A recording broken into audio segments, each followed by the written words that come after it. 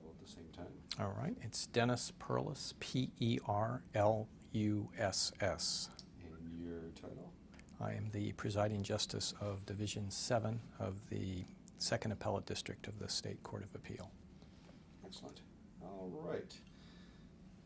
Change my setting here, and Justice Hufstedler, we are ready anytime you are to give us your name and spell your name and your title when on the bench.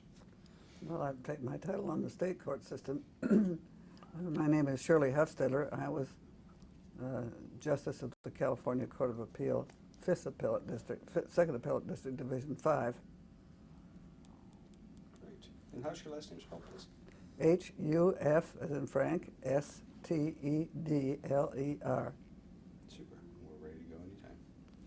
Right. We're here. It's Tuesday afternoon, April 17th, 2007, and this is part of the Appellate Court Legacy Project, Oral Histories. The interview is of Shirley Hufstedler, who, among other things, was a Justice of Division 5 of the 2nd Appellate District.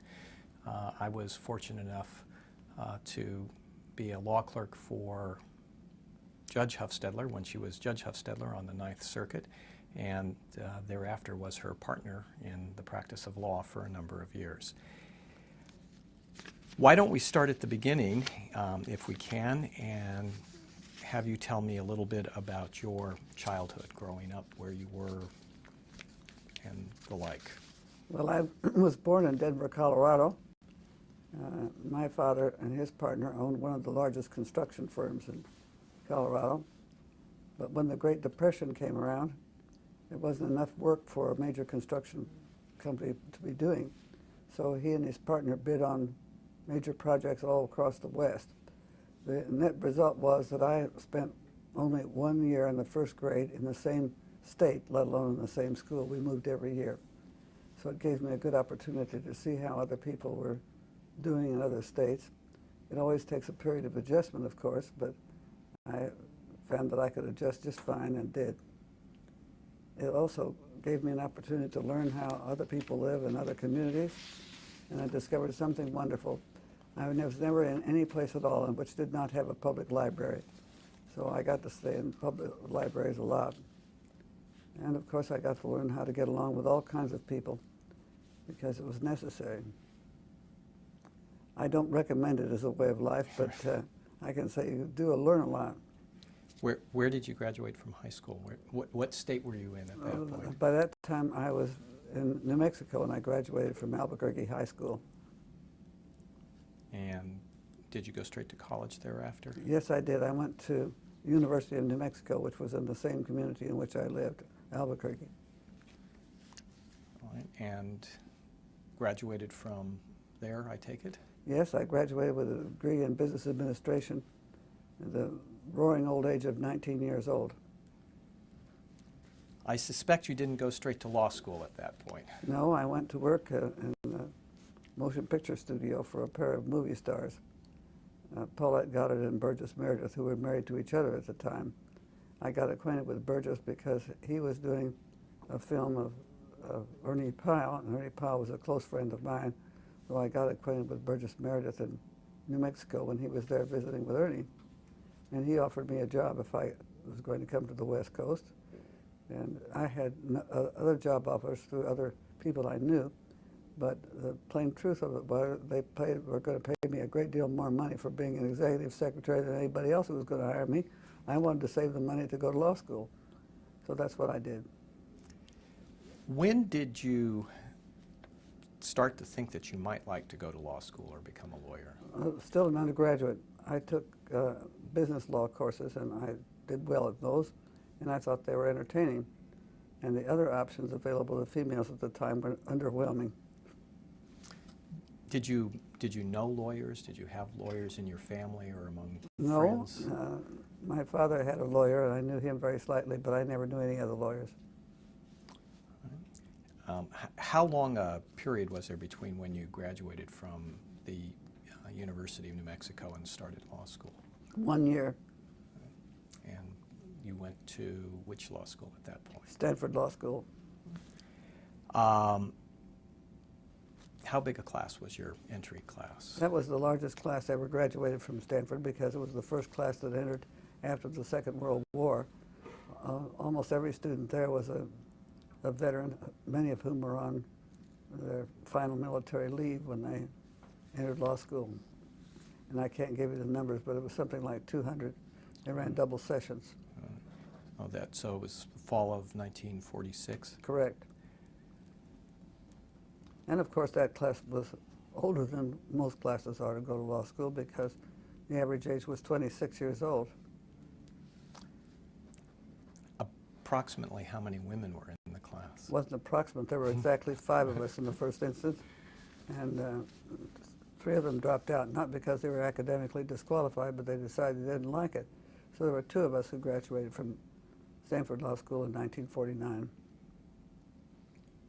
At that point, 1949, when you graduated, were there more women in the younger classes? Or about? No, there were about the same number. Going to law school was not really on the menu of hopes for many young women at that time. Were there difficulties that, at least in retrospect, you could attribute to being one of a very few number of women at the law school? Yes, because at that time, no law firm would hire a female. There were some law firms that hired a few women during the Second World War because the men were at war.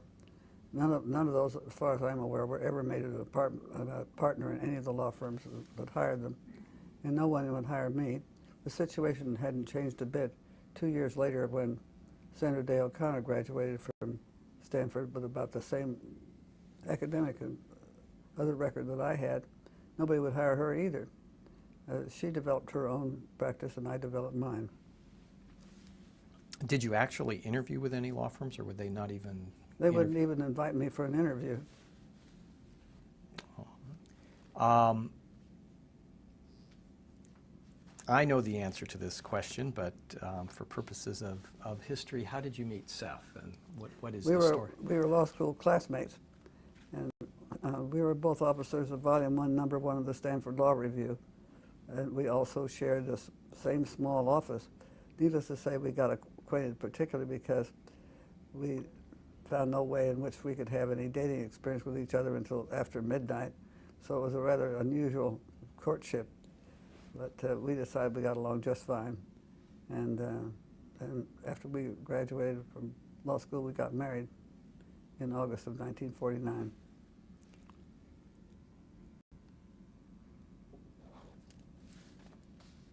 You were going to law school in Northern California. How did you end up practicing in Los Angeles? Well, I was interested in practicing in San Francisco, but I was not committed to it at all. But it just seemed to both of us there were far more opportunities for young lawyers in Los Angeles at that time than there were in San Francisco, so we moved to Los Angeles. He, by the way, had no difficulty getting a job. Right. He was first in the class, and he was male. What did you do to try to establish your own practice outside of the law firm environment? Well, in the first place, I had the names of some of the Stanford law graduates. One of them was a man by the name of J.E. Simpson, an excellent lawyer, and I interviewed with him, and he gave me some legal memoranda to do, and very shortly thereafter I graduated to doing briefs for him. And then I established my own practice primarily as a lawyer for other lawyers. I spent a great deal of time at the Los Angeles County Law Library because that's where all of the books were. So, and initially I also tried a lot of cases for other lawyers that they didn't want. So that gave me a good deal of courtroom experience, and I volunteered a half day a week at the Legal Aid Foundation. All those things helped me a lot. But primarily I was a ghostwriter of briefs for other lawyers for several years.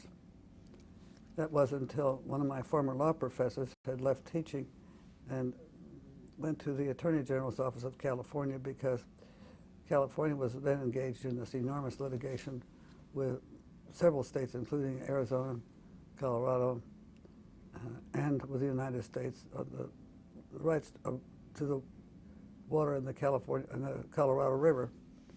Well, of course, because that was a suit by states and the United States, the United States Supreme Court was both the trial court and, of course, the court of last resort. So the United States Supreme Court did as courts have done for many, many years. It referred for initial findings of fact and conclusions of law to a special master. So Simon Rifkin, who had been a federal district judge. So we tried that case in Northern California. It took a moving van just to bring the record back and forth between Los Angeles and San Francisco. So initially I began writing memorandum, and then I turned into writing briefs. Eventually, a team of 4 people who wrote all the briefs for the United States Supreme Court. And at the time I began writing the briefs, I became special assistant to the Attorney General of California. At that time it was Edmund G. Pat Brown, and after he was appointed governor, he appointed me to the Los Angeles County Superior Court, in which I was one female at that time and 119 men. What year was that you were appointed to the Superior Court? Let's see, it was 1949.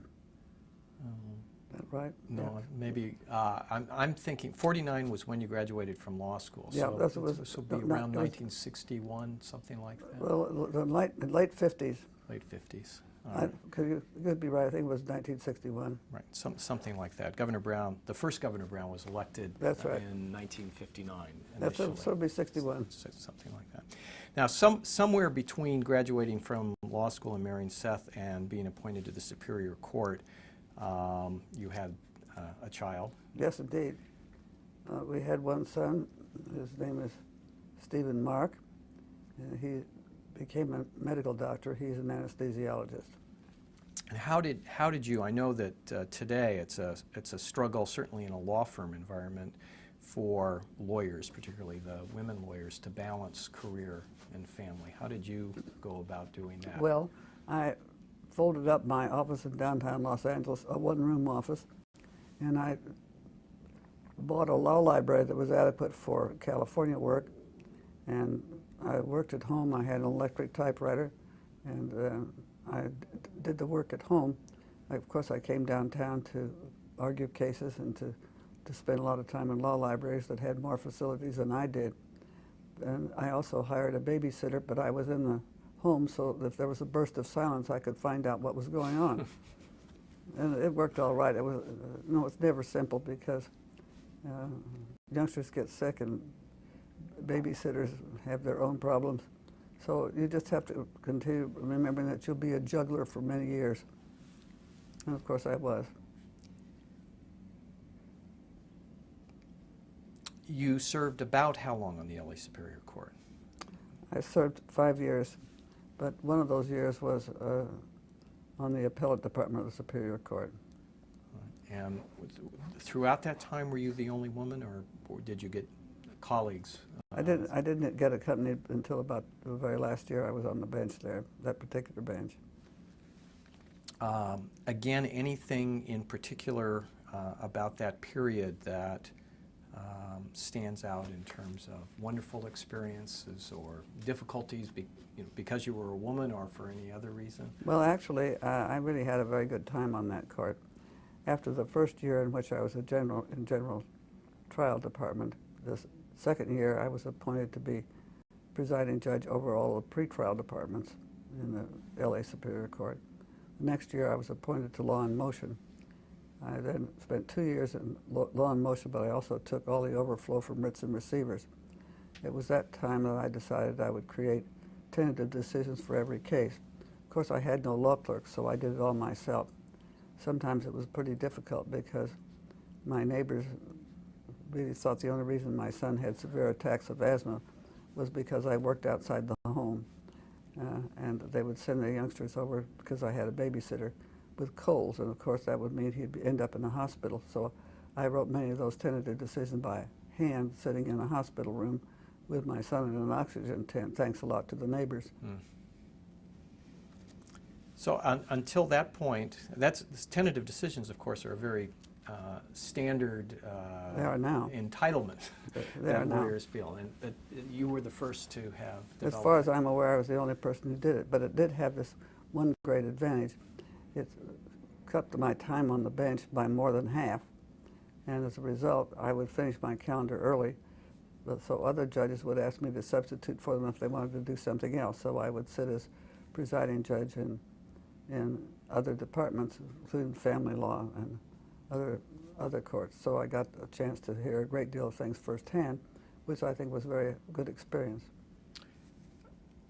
Leaping way out of chronological order and just asking you what you think, as a general matter, on an appellate court,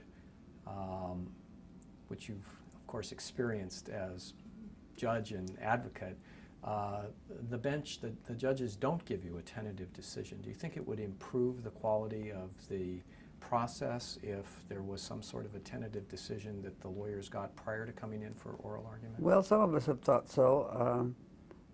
Otto Kaus eventually thought so, and a few other justices thought the same thing.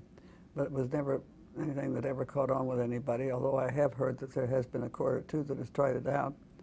But it would, you don't have to do it in every single case, of course, but it does point a direction for the oral argument, which sometimes saves a great deal of time, both for the lawyers and the judges.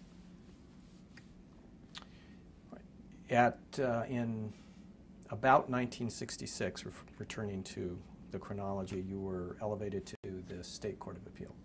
Yes. Again by Pat Brown, yes. Who were your colleagues when you went to Division 5? Otto Kaus and Clark Stevens. And Justice Kaus, I think, was the presiding justice? He was indeed. Another person that I had the opportunity to be a partner with and learn from for a number of years, and I know we both miss him. Well, we do. A wonderful He was a superb lawyer, and he was also very funny, genuinely amusing.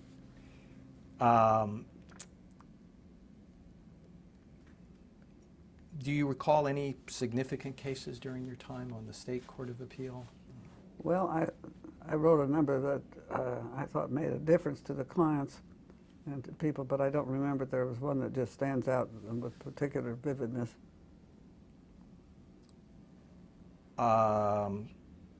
Not to make this unduly the theme, but you were a trailblazer for women in the profession, so I will come back to this type of question. Were there other women on the Court of Appeal serving as justices?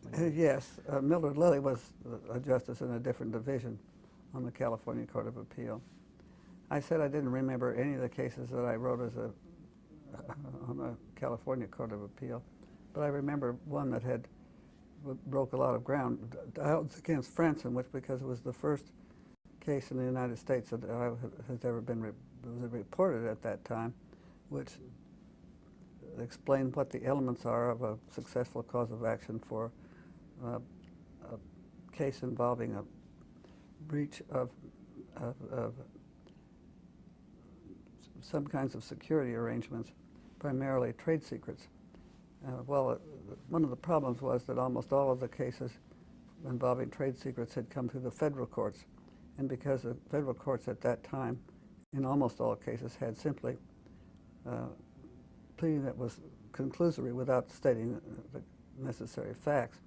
But this opinion was picked up by all the textbooks at the time because it told you what you had to plead and prove in the state court, but it also taught lawyers what they needed to prove when they were in a federal court. So it was cited a great many times, as still is.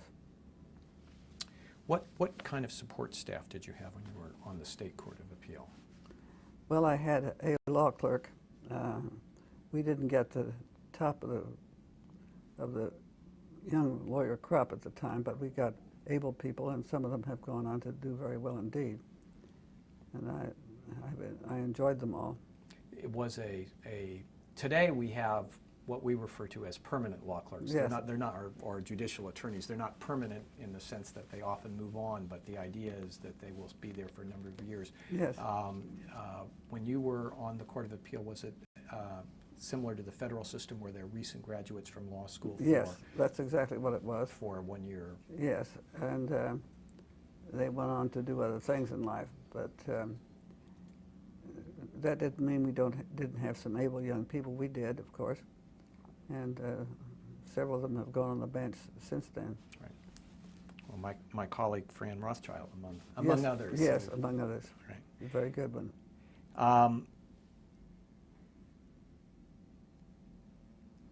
Was Bob Thompson on the Court of Appeal when you were there? Yes, he was in a different division, but we were very good friends and talked about a lot of things at the same time. We were on different divisions of the same court. Right. You were then appointed to the federal bench, or at least you were nominated to Yes. the federal bench, to the Ninth Circuit Court of Appeals by President Johnson. That's correct. How did that come about, to the extent you know? I really don't quite know, but I had various kinds of friends in Washington who knew President Johnson. I never knew him at all because, of course, in all those years on the bench, I could have nothing to do with politics, and I didn't. So I never met the man until I walked in the Oval Office and met him for the first time. But I did have some friends in Washington who made nice comments about my work. So he appointed me, and I think he wanted to have something to say about females in the legal profession.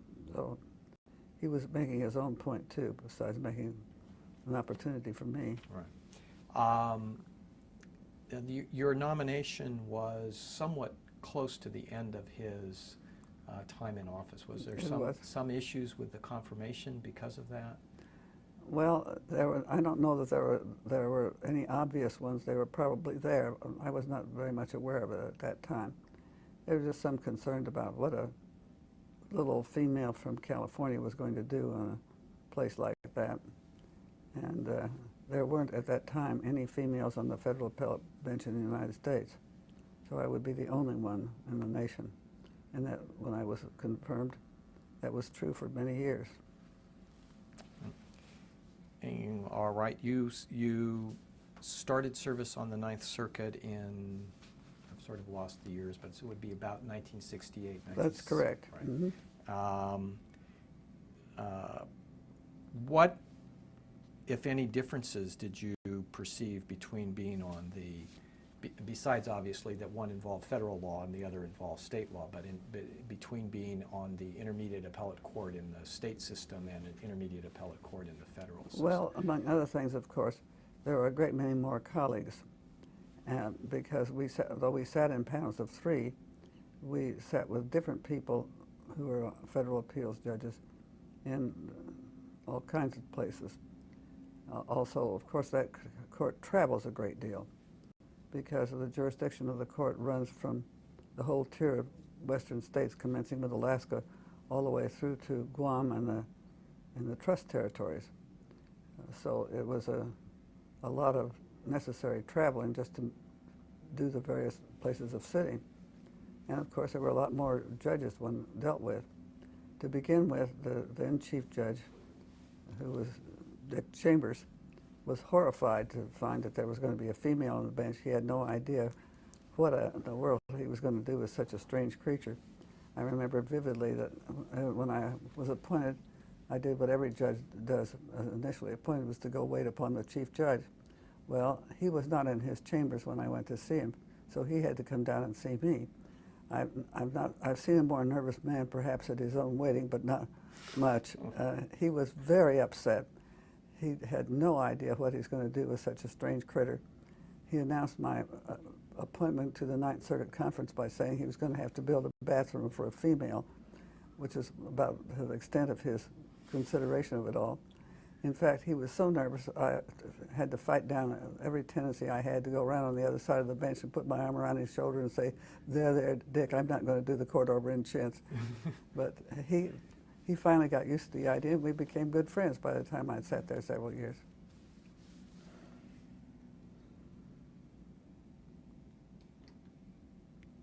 On the Ninth Circuit, I know there were many important cases that you handled, but is there one or two that, even if they don't stand out, but are ones that you would comment on for us? Well, I think that the one I liked the best was a dissenting opinion I wrote in a case called Lau against Nichols. I was dissenting from the court's refusal to take the case en banc. It was a case called Lau, as I mentioned, Lau against Nichols. And what it was about was that there were almost 2,000 youngsters who were Chinese, who could not speak any English, who were required to go to school. And there were about another 2,000 that had a modest amount of English training while going to school. And I believe that the court's refusal to understand that there was a denial of equal protection when you had forced children to go to school and have them sit through classes in which they don't speak a word of the language being spoken. I remember I said that equal protection was not so feeble. It will not accept the idea of giving the healthy the same requirement as the one who is paraplegic to walk. Was just not right. Fortunately, the U.S. Supreme Court took the case and reversed the Ninth Circuit. And by the time I became Secretary of Education, we then had in place the so-called Lau regulations, which was a reflection of that decision about equal protection for youngsters whose initial language was not English. So I thought that was an achievement that I've always enjoyed a lot. I may be misrecollecting because we all get older, but I at least have some recollection that one of the first things I did as one of your law clerks was help cite check that opinion, which had been fully drafted by the time I began. I think that's right. But it was right about that time.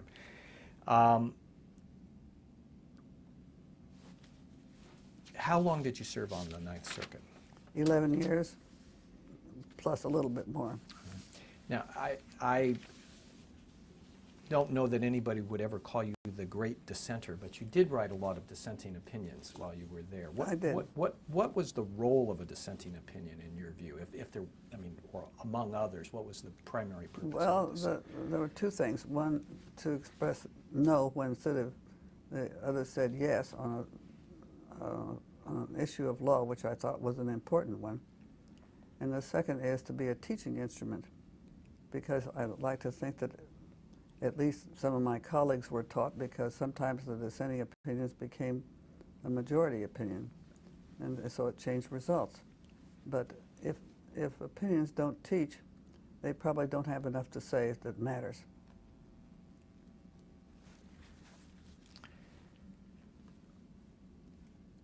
Jimmy Carter appointed you to be the first Secretary of Education. Yes, he did. How did that come about? Well, I had some ex-law clerks who were close to persons who were in President Carter's cabinet, and they talked up my appointment to that position a good deal, with the result that although I never met the man again until I met him in the Oval Office, he was persuaded that I should be named. So he named me as the first Secretary of Education. I had no idea what kind of a job that was going to be till I got it, and I found out in a big way. It seems to me that it was a very worthwhile thing to do, but I did admit that after working 18 to 20 hours a day, 7 days a week, I got home one weekend, one Easter weekend, and that's all. That it was not a job I could recommend for somebody who wasn't really absolutely dedicated to trying to get it done. What not in retrospect, but as you were looking toward the possibility of it, what was it about serving as the first Secretary of Education that induced you to leave a lifetime appointment on the federal bench? Well, I think that if a President of the United States asks you to do something for the good of the nation, you have to be awfully selfish to decide you just soon keep your lifelong position and doing something you know how to do. I had a tremendous amount to learn. I've never thought that was an error. I learned a great deal, of course. Not all of it's pleasant to know. For example, it's very difficult to understand that Washington primarily runs upon the perceptions of power as well as real power. And I thought that was rather a narrow view of what the job should be for the country. I didn't enjoy that part of it at all.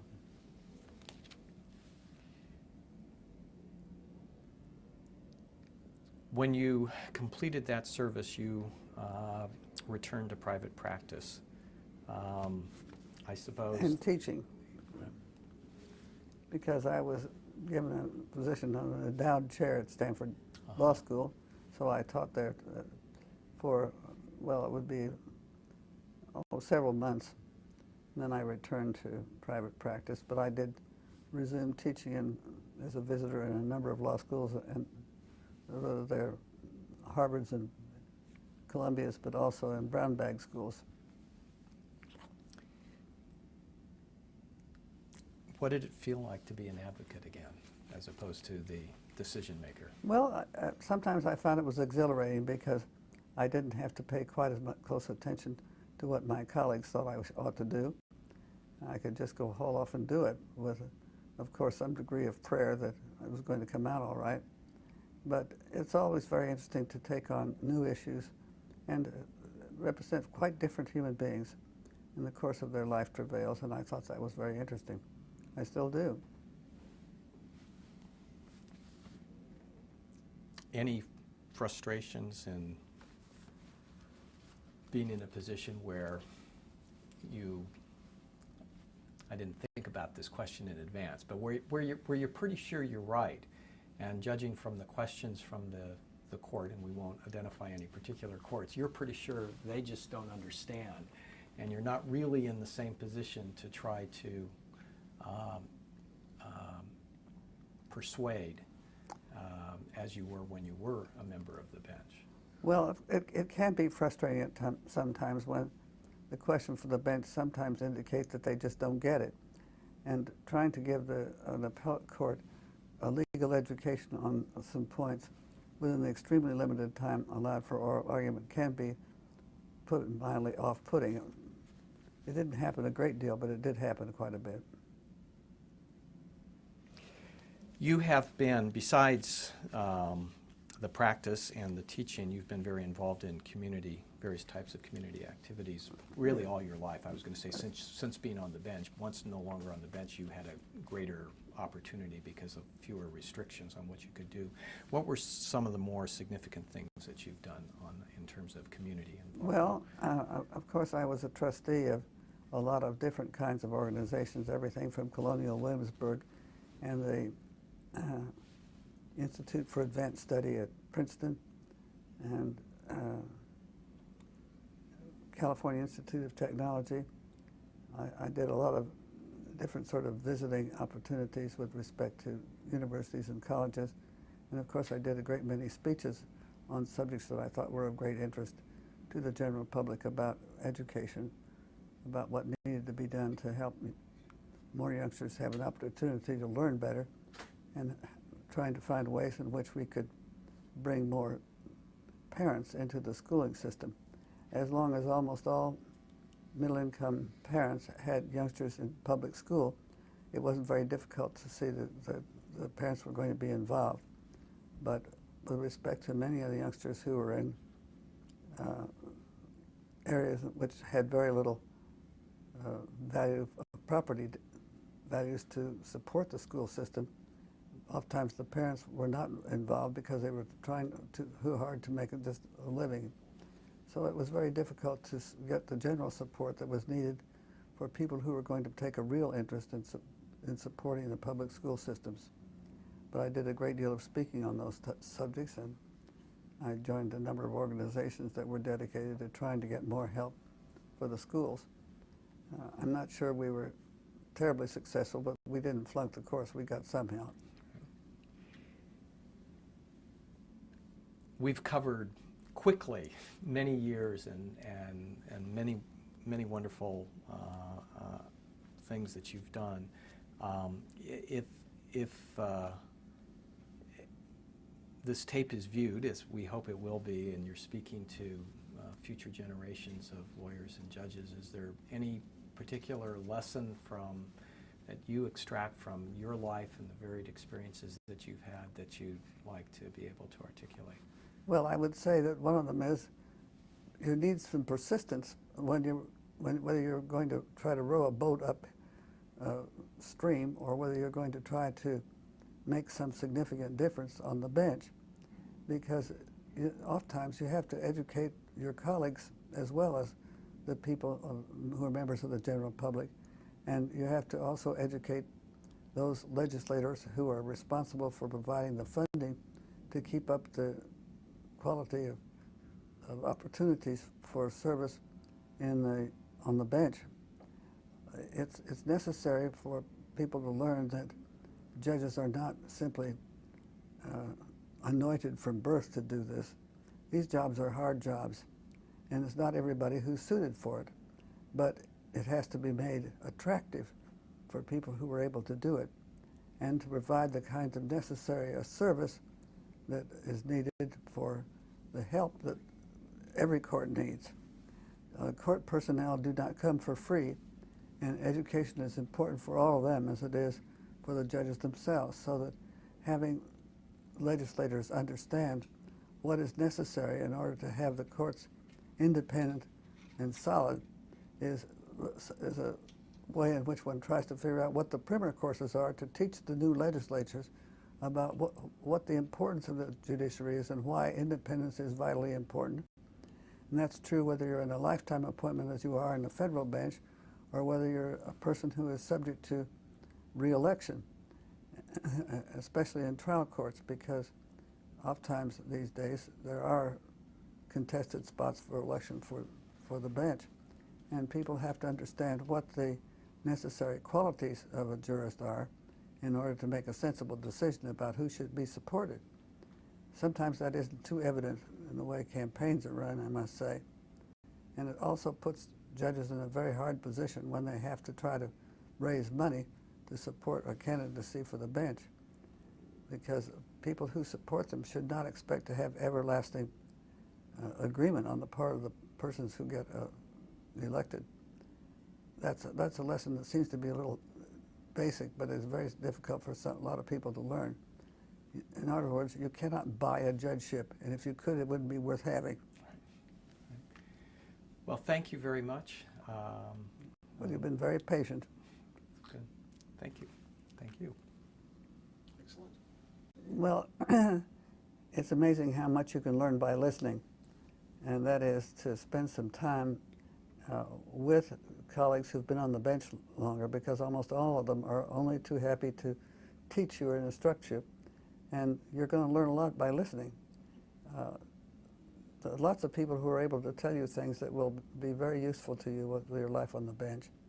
And I remember how helpful it was to me that I used to have experience of eating lunch with the judges when I was on the Superior Court, because we had a lunchroom. And it's remarkable how much you can find out by just talking to your colleagues at that time. They were always very helpful. And now, not everything they say is what you really want to know, and some of it you shouldn't bother with, but you would develop a pretty good sense very quickly about whose advice is worth listening to and whose advice is worth about a half a grain of salt. But a little bit of salt in the diet is perfectly okay, but nobody thinks they ought to overdo it. Great.